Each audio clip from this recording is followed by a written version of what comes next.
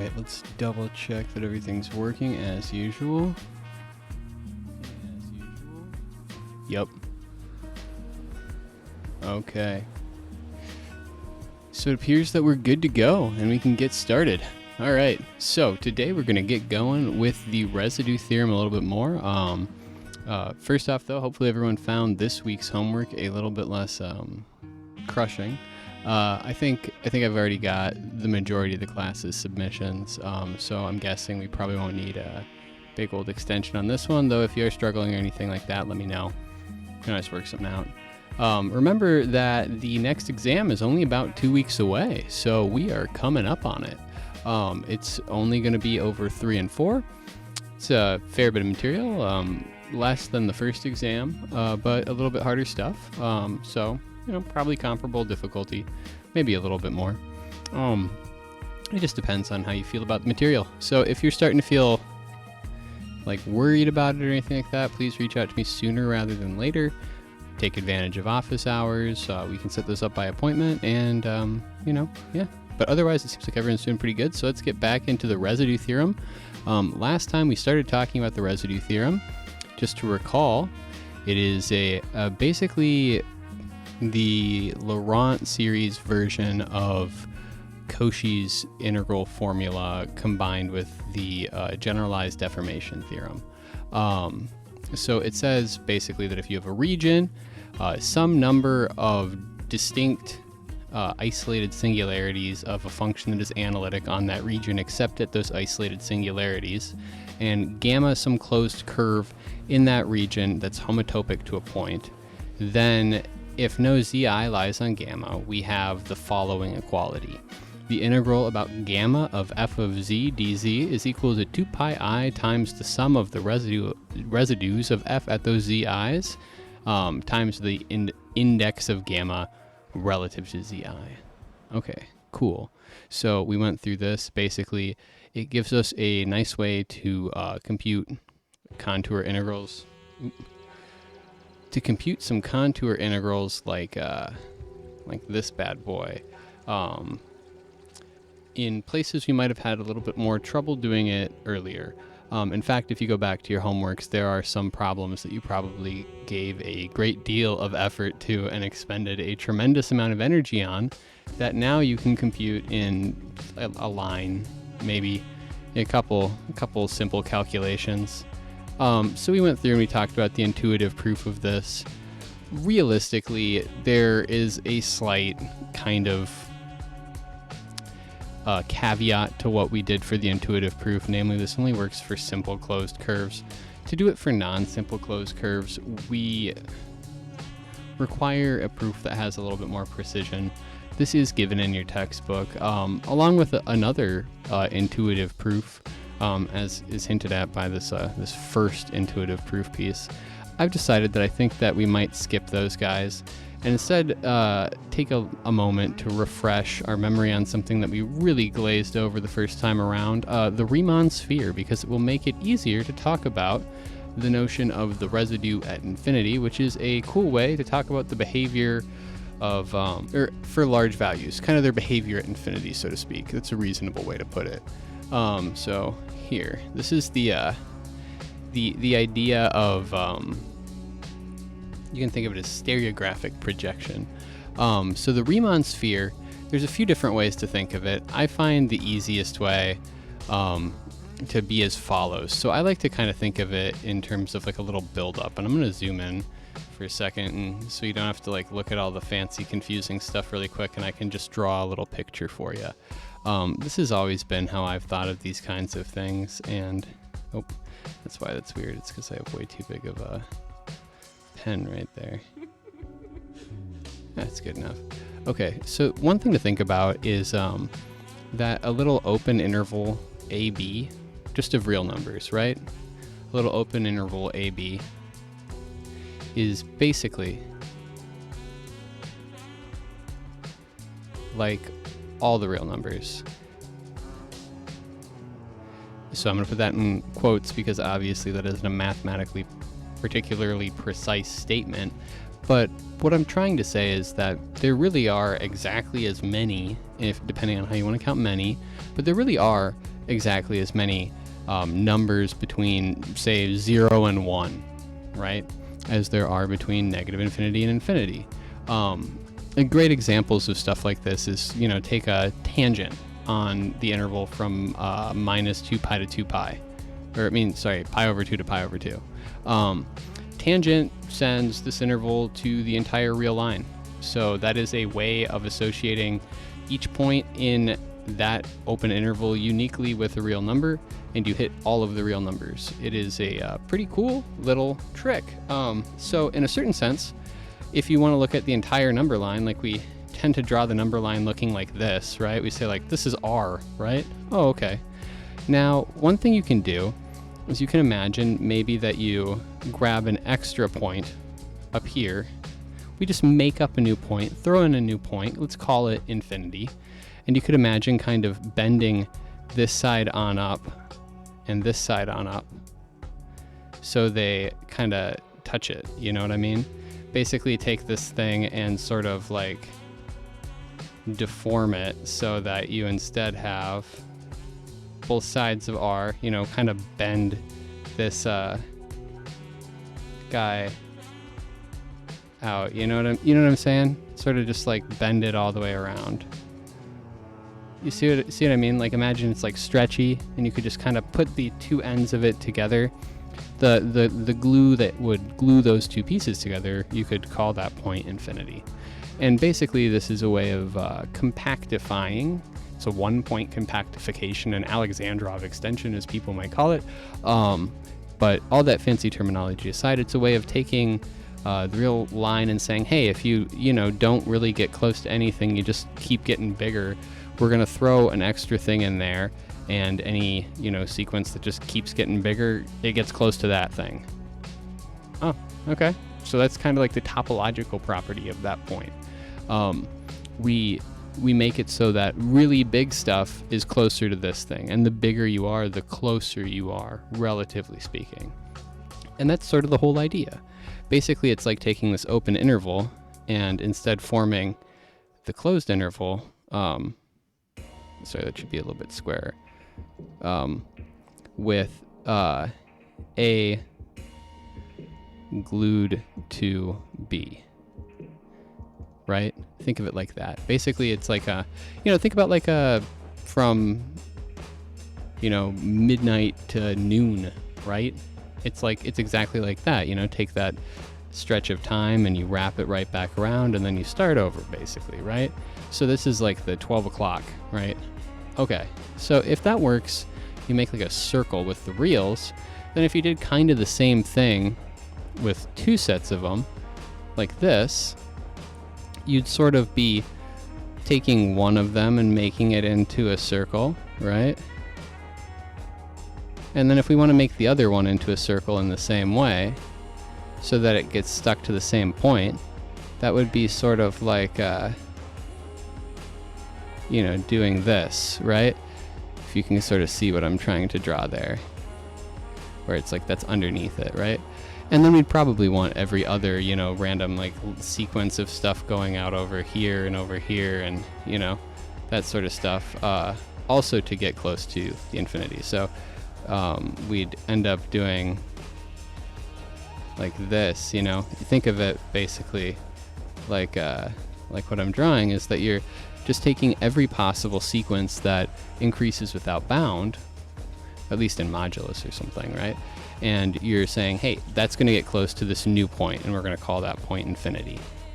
And that's the way that we add a point at infinity to the complex plane and end up getting something out that, as you can kind of see from this, starts pretty quickly to look like a sphere, right? That is, if you like drew like a circle, labeled these by radii, that would be like drawing, progressively bigger circles here, you can start to see like this crappy skeleton of a sphere that I'm trying to draw come together. You know what I mean? Okay. So there's another way you can look at this that is just as easy, but maybe to me at least less like physically intuitive, because the other way I can, think about just like gluing together like a strip of paper, right? This way it makes sense, but it's kind of like, wow, how did anyone come up with that? But it's basically the opposite concept, where you start with the sphere and figure out a way to identify it with the complex plane. And so the trick here is just take a sphere, put the south pole at the complex origin at 0, and then, you know, like imagine it just like sitting on top of the complex plane, like somehow the complex plane is just a single sheet in a 3D world. Then you just start at the north pole, which we're gonna like call, like, you know, kind of, it's like infinity or whatever, right? You know, this extra point right here, it's the same point as what we were talking about adding over here, right? Now from this top point, a point on the surface of the so-called Riemann sphere, this like complex plane with an extra point added, you can identify a point on the sphere, like this one right here, with a point in the complex plane, like that right there, just by looking at the line that goes to the North Pole and seeing where it hits on the surface of the sphere. Similarly, you could go like, over here, where does this point go on the sphere? Well, we just trace it up to the North Pole, and hey, it hits like right there. And, you know, same for like whatever this point is, right? And, you know, this point down here, you trace it on up, and then you've intersected the sphere on your way over to the North Pole. All right, cool. Obviously, 0 gets mapped to 0, since, you know, that's a straight line, and that sort of thing. But notice, this North Pole doesn't get mapped to anything. Every other point, you could pick a point on the sphere, and you could do exactly the same process.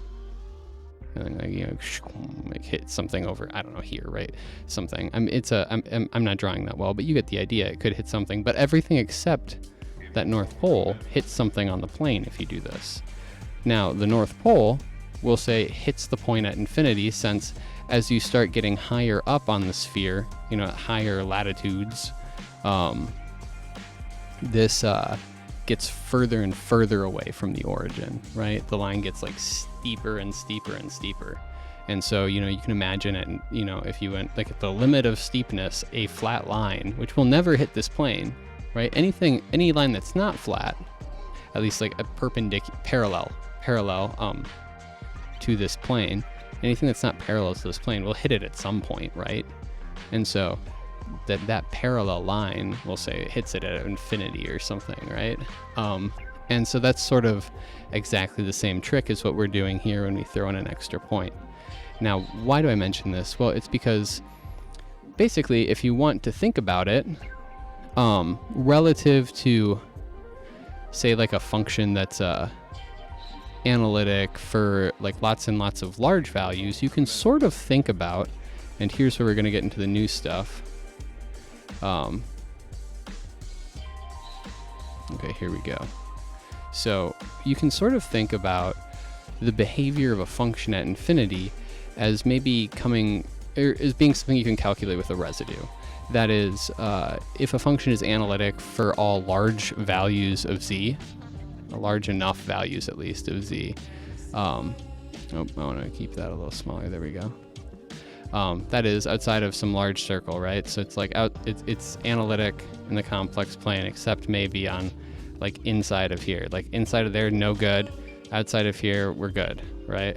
All good. Okay, so outside of some large circle, then you could sort of think of this as being analytic in a deleted neighborhood of infinity, right? That is, if we look at like our picture of the Riemann sphere, you know, something like this, then this, you know, if you're analytic on every, here, actually, let's go back to this picture real quick. If you're, say, analytic, I don't know,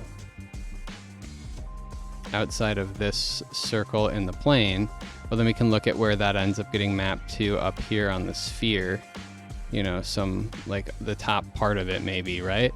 Except, well, it can't be analytic at infinity because, you know, it's a crazy point, right? It's not defined there, right? And so it's like a deleted neighborhood of infinity. If it's analytic for like large values, all large values, are all large enough values, then it's analytic. You can think of it as being on a deleted neighborhood of infinity. So a deleted neighborhood of infinity. That sounds kind of crazy at first. in a deleted neighborhood of infinity. But it's really not that weird of an idea. It's just basically exactly what we've kind of been going through, right? You know, think about adding this extra point, and then we can talk about neighborhoods of it. Kind of cool, right? Think of like what the topology is and how it works, and then you're good to go, and you can start talking about these things.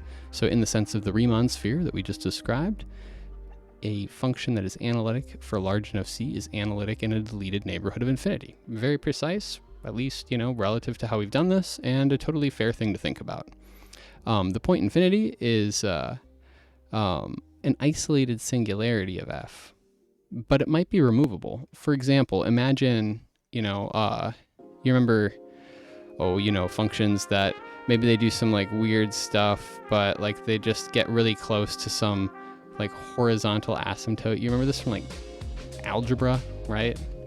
That you could think about that value that they eventually get really close to as being like a removable singularity, basically. At least we're going to do this with the complex version of that, right? So like if it was defined at infinity, it might be reasonable to define it as that limiting value if that limiting value exists. Okay, and in that case, it would be like a removable one, right? It could be defined there, we just didn't, right? Okay, so the idea is that we're going to take big F of z to be f of 1 over z. So if z is 0, we'll set 1 over z to infinity, and equivalently, 1 over z will go to infinity as z goes to 0. This is basically just taking everything and extending it to a definition that makes sense on the Riemann sphere. Okay, so we can talk about the behavior of f at infinity in terms of the behavior of big F at 0. That is, in terms of the behavior of f of 1 over z at 0. So let's define the residue at infinity. So if big F of z is little f of 1 over z, then we say that f has a pole of order k at infinity if big F has a pole of order k at 0. F has a 0 of order k at infinity if big F has a 0 of order k at 0. Totally reasonable, right? We're just going to convert statements about at infinity to at 0. All right, cool. Now, the part that will probably make you go, what, at first, is when we say that the residue of f at infinity is negative the residue of 1 over z squared times big F at 0? What on earth? Why is that the answer? Well, it's not actually that crazy. So think about, we're going to do basically, we want to do some kind of like integrating like, f of z dz or something like that, right? But we're going to replace z with like, let's say, here, I'm going to write it like this. I'm going to write it, no.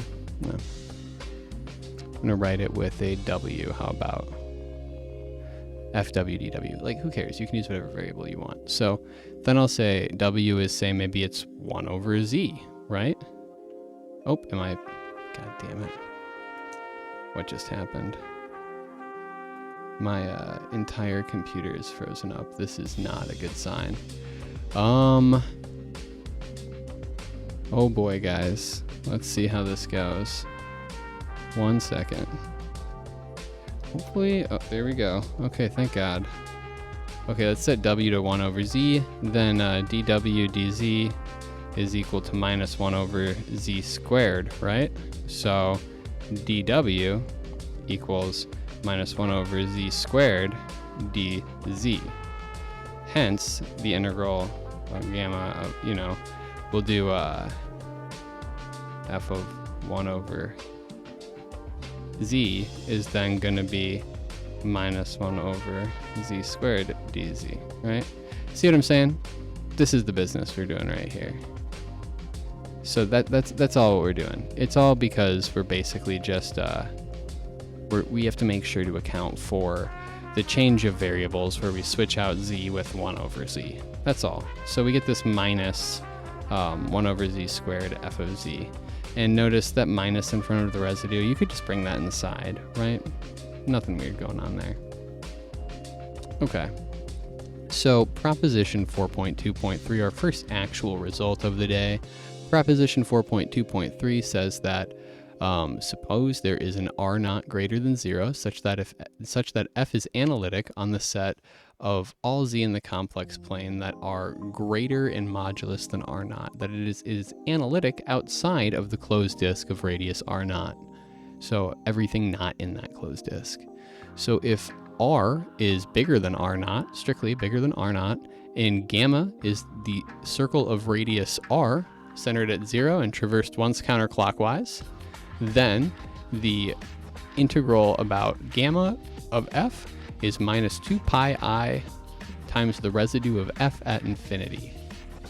Okay, kind of cool. So this basically says that we can do, you know, pretty much what we're looking for. Now, why does this minus pop up? That's a good question, actually. So let's go look at this picture right here really quick of the sphere. And before we get into, like, you know, proving the other stuff, let's think about how, say you're going along this this circle, this blue circle right here. In, you know, if you imagine like looking down on it, right? Like you were in the complex plane, and you looked at like what this projected down to. If you were going around it in a counter clockwise direction, we would be going like, or whatever direction you're going in. Say we're going this way along it, right? So you're going like this direction.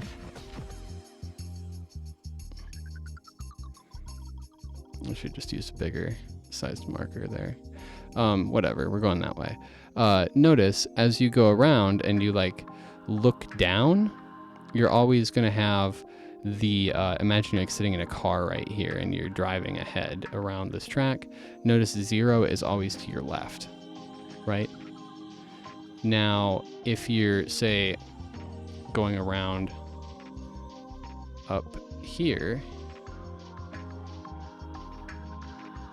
and you're looking, it's kind of a strange thing to say, but basically it's like if you're looking down, so to speak, like, you know, like looking inwards, right? Like looking, or even think of it like this, if you're looking along the surface, like if your view goes like along the surface, right? Then 0 is always, in that case, it would be to your right. This is easier to think of. If you look along the surface, then 0 is always to your right as you go around. However, if you look at infinity on any one of these, that's always going to be to your left. See what I'm saying? Up to your left as you look along the surface. So we're really going in the opposite orientation. That is, if you like took infinity and you like dragged it down and sort of turned the sphere inside out, right? Then the curves would all have reversed orientation. So that's sort of the business of why you have to put a minus here, right? Because if we're going around 0 counterclockwise, then we're going around infinity, if you want to think about it in the opposite way, right? Since, you know, if you're going around, like, you know, like with this circle right here, is this going around 0 or infinity? Well, it just depends on which direction you're looking, right? If you're looking one way, then it's going around 0. If you're looking the other way, it's going around infinity, right? So it's just going in opposite directions relative to these two things, though. So when we have this minus right here, it's basically because we have to reverse the orientation of that gamma. So don't trip yourself out about that. There's no fancy thing going on. So we're gonna let little r be equal to 1 over big R, and we're gonna let little gamma be the circle of radius little r centered at 0 and traverse counterclockwise. So if z is inside of little gamma, then 1 over z is outside of big gamma, right? Because if it's got a radius less than 1 over big R, then 1 over z has, or if it's got a modulus less than 1 over big R, then 1 over z has a modulus greater than 1 over big R, hence it is outside of capital gamma, right? The circle of radius big R. Okay, so the function g of z, defined to be f of 1 over z divided by z squared, it's analytic everywhere inside of little gamma except at 0, right? Because f is analytic it's analytic outside of this circle R naught, right? Outside of the closed disk of radius R naught, and big R is greater than R naught. So since we're plugging in things that are bigger than big R, we're good to go, right? Okay, so it's analytic everywhere inside of gamma except at 0, obviously, because I can't plug in 0 to 1 over z or something over z squared, obviously. Okay, so I'm just going to use the residue theorem. 2 pi I, residue of g at 0. Well, I just go through and I actually compute everything out. I will take the integral about gamma of f of 1 over z divided by z squared dz. And then I just plug everything in, r inverse e to the minus it, right? And so on. That is the minus, if you want to think about it, kind of comes from you know, when you're flipping the e to the it, right? You're going like backwards, sort of. And then you got the r to the negative 2, so on, right? It's just straightforward computation. I'm not going to spell out exactly what's happening. And we just go through and do this and notice,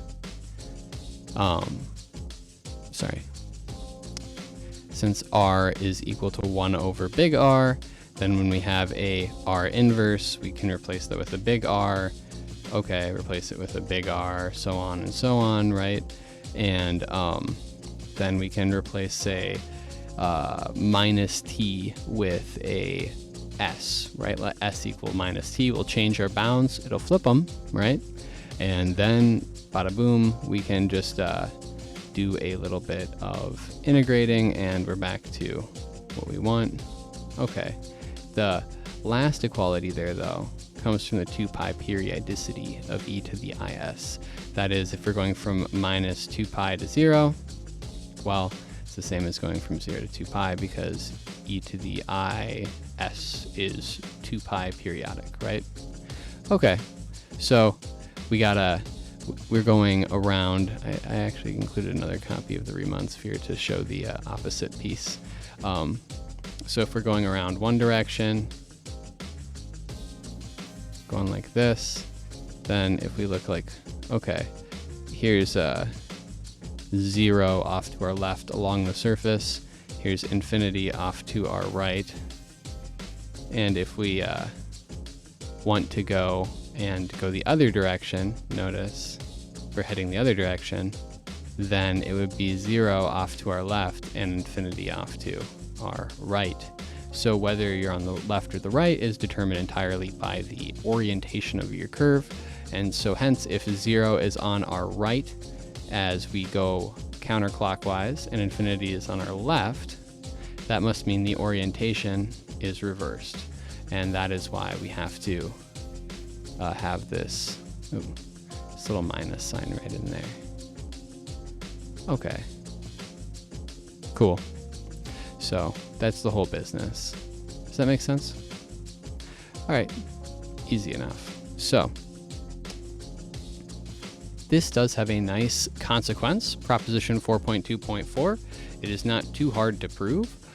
It's just a mild extension, actually, of the previous idea, which, if you want to say it in a little bit easier of a way, basically is just here's the picture. Here's the picture that'll make this easy. This is just a fancy way of saying, hey, if you've got a function that is analytic outside of a little circle, so we're going to just kind of draw like a little circle there, and our function is analytic like everywhere. Oh, that's fine. Well, yeah, I'll even undo that. Ooh. Why is this not? There we go. Okay, so if our function is analytic, like outside of this place, right? Then if I say go around some curve, you know, I could do the deformation theorem on all of this. If I go around, say, like this curve, right? And I want to figure out what the integral of that function is in that curve, well, I would kind of be starting to have a little bit of issues if I wanted to go some of the more classic ways and do like a Cauchy's, formula type thing. I would go like, oh man, okay, how am I going to deal with doing this? But hey, if I look at the curve as sort of being like enclosing infinity, right? Sort of like turn this back into the sphere example, and instead, you've got your curve here. or dang it, I can never draw a circle well on a existing circle. You guys get the picture that I'm trying to draw. There's a circle. Okay, good enough. I hate drawing circles. So instead of looking at this as like enclosing all the stuff below, you could sort of think about it as like enclosing all the stuff above, right? Like it's surrounding infinity instead of surrounding zero, just with the opposite orientation. Oh, okay. And so this just tells you that you can do exactly that. That is exactly how it works. Kind of cool, right? Huh. Just compare this to the residue theorem, which the first one we got was that if you take contour integral, you get about gamma, you get res f z naught 2 pi I, right? This is exactly basically the same thing, except we have a minus now we're picking up, and the point now is infinity instead of z naught, because we can always kind of treat infinity as an isolated singularity of a function that is analytic for all large values. So that's the whole business. Of course, we can get basically the, think of it like if we wanted to get the residue theorem as it's stated, where we sum things up and all that, right? And are good for any closed curve, then we need to make this a little stronger. Okay, so if you have gamma, a simple closed curve in C, traverse once counterclockwise, f analytic along gamma, and only finitely many singularities outside of gamma, then the contour integral of f about gamma is minus 2 pi I times the sum of the residues of f outside gamma, including the one at infinity. How about it? That's kind of cool. So how do you prove this? Here's the quick sketch. So you've got your little gamma right here, right? And you've only got finitely many singularities outside of gamma. So you've got, finitely many. Okay, whatever. Since there's finitely many, you must have one with the largest modulus. It might not be unique, but there has to be a maximum amongst the moduli, right? If you take a finite set of numbers, real numbers, there has to be a biggest one, right? Okay, fair enough. So take big gamma to be any circle of radius larger than that, right?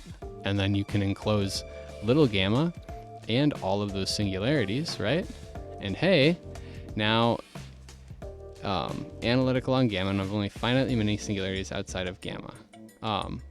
Okay, the idea is then that outside of big gamma, all the way out here, f is analytic. I guess we should be clear that f is analytic, and I kind of don't like how they say this. It has only finitely many singularities outside of gamma. F is analytic along gamma and has only finitely many singularities outside of gamma, and is analytic everywhere it doesn't have a singularity, right? Okay, so everything out here, we're analytic, and hey, would you look at it, we're right back in exactly this situation here that we were looking at before. So we can apply that theorem, and there you go. Now you have the contour integral about this big gamma, right? And you're all set. And so you can just do this again and again and again with the littler ones, right?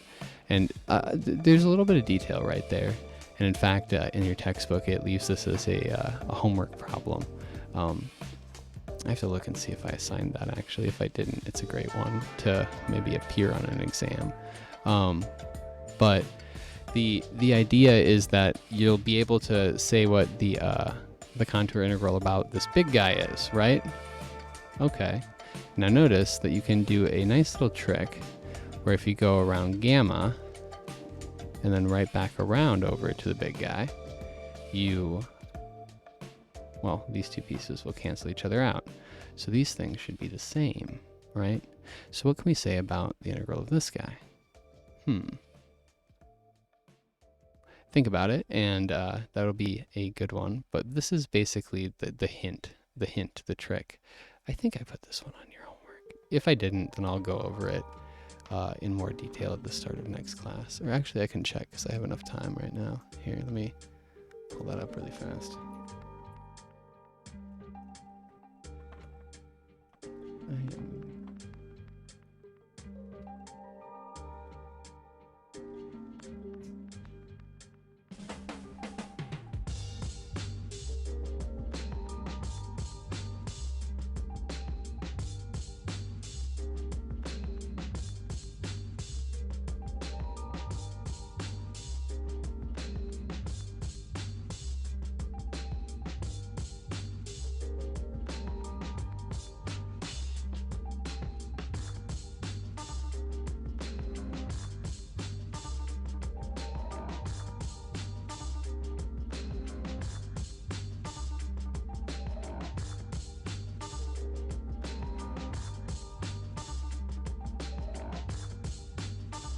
Yep. Okay. Yeah, I didn't. So here's the trick. So we can do this guy, right? We know that if we integrate around the big gamma, right? Let's write it like this. Big gamma of f by our previous guy. Since it's analytic everywhere outside of that big gamma, I'll get minus 2 pi I residue of f at infinity, right?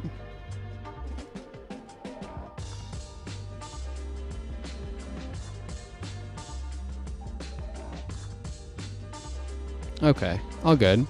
Now, this little gamma right here, notice it has the same integral as this guy, but hey, now I've got a big gamma enclosing all of the singularities of, or in fact, on this doubled up curve, including the extra one. I'll write this as like, let me call this phi. That is big gamma plus these extra curves going over between little gamma and big gamma, and along with little gamma. So big gamma go over to little gamma go back to big gamma, and continue around, right? Let's call that curve psi, right? That's the that's all of these things together. Okay, so notice if I do psi, well, so big gamma and little gamma, if I integrate about psi, I should get a certain value. Namely, notice for psi right here, what is inside of psi? Well, it's all of these finitely many singularities, right? Analytic everywhere except these finitely many singularities. But wait a second, the residue theorem tells me that if I integrate along this psi, then I will get 2 pi I and the sum of the residues of f at these, let's call them zi's, right? These are the zi's, these points out here, these finitely many singularities. Okay, so that's the phi right here, yeah? But notice, if I do phi, then that's equal to, since it's these two pieces cancel out, it's equal to the sum of integrating around little gamma, and then integrating, or actually, since we're going around little gamma backwards of what we're doing big gamma, I should actually subtract one of these guys off, right? Let me subtract one of these guys off. Here.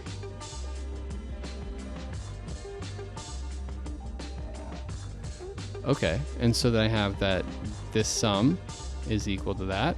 Okay. So integral about little gamma is equal to, oh, did I make a sign error here? Well, this is equal, yeah, okay, that's that. This should be fine. Oh wait, sorry, this should be a negative because I'm going backwards of the usual orientation, right? Okay, yeah, that's it. So notice then I get, oops, there we go.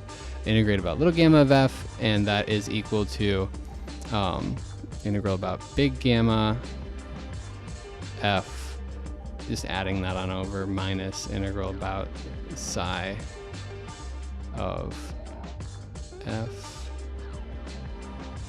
right? Or wait, no, I did that backwards.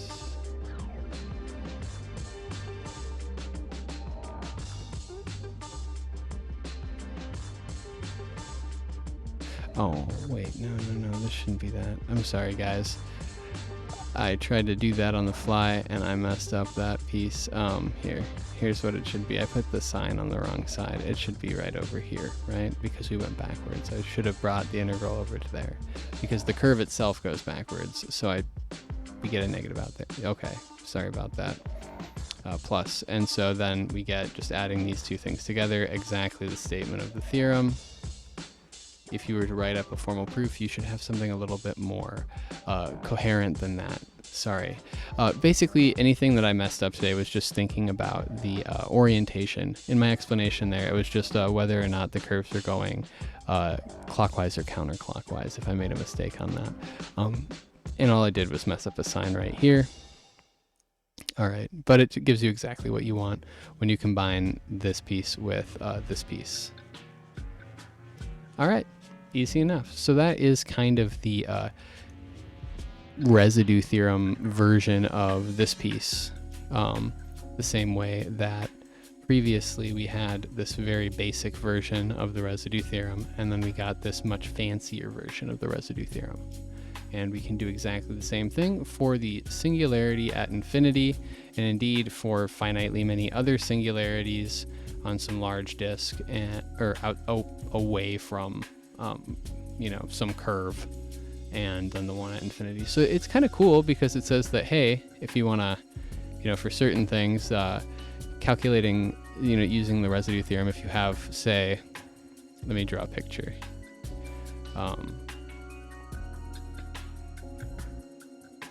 Okay, here. So if you have, here's the picture to draw. If you have, here's like a disk, right? Here's a radius, right? And so we'll take, say, or even easier, let's just do some curve. Let's just call this gamma, right? We're gonna go around it like this, okay. Then I have some number of singularities. Let's call these like the zi's, right? Z1 through like Zn or something. Some number of singularities for a function inside of here, a finite number, and then I have some number of them, a finite number, outside of there, right? Okay. Now, if I, these are for, let's call these like wi's, right? And the other ones are the zi's. Okay, so these are singularities for some function. Let's, I don't know, call it f. How about just like usual, right? So if I integrate about gamma by the residue theorem, I'll get 2 pi I sum of the residues of f at the zi's, right? I equals like 1 to n. There are n of them, right? Okay.